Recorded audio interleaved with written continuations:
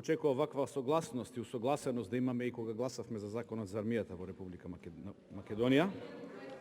Меѓутоа го блокиравте. Јас ќе побарам точката 29, предложената точка 29, а таа е годишен извештај за работата на Судскиот совет на Република Македонија, да стане точка број 2. Да, ќе ја гласате, само да ви објаснам зошто треба да ја гласате и зошто сте ја ставиле точка 29. Сте ја ставиле скоро при крај најважната, една од најважните точки што треба да биде разгледувана во ова собрание, а таа е точка која што се однесува на судството, судство кое што има доверба од 8%, односно недоверба од 92%. Дури 9 граѓани од 10 не и веруваат на судската власт и немаат никаква доверба во институциите на системот. И тоа е една од причините зашто младите се иселуваат од оваа наша држава. Во судството постои политичко влијание, постои партиско влијание и тоа го гледавме во изминатиот период. Гледавме како министри се јавуваат на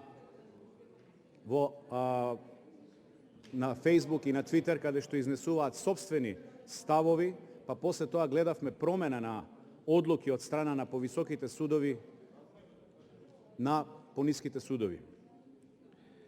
Јас би сакал да зборуваме, и затоа ја предлагам оваа точка на реден број 2, зошто 19 од вкупно 34 судови во Република Македонија се неажурни.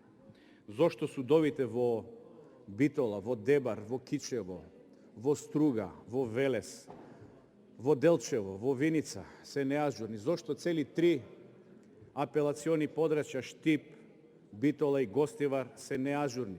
Зошто управниот суд 3 години поред од ажурен во 2021 година станал неажурен?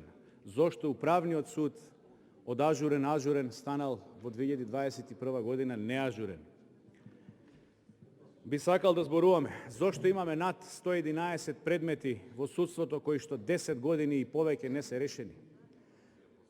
Зошто имаме ситуации во судството кои што се влечат, значи, по неколку години, повеќе од 3 до 4 до 5 години, случаи од работен однос, случаи кои што треба да се решаваат во рок од 6 години. Би сакал да зборуваме зошто немаме ветинг во судството кој што толку време беше најавувано. Би сакал да зборуваме зошто со криење на докази се носат судски пресуди.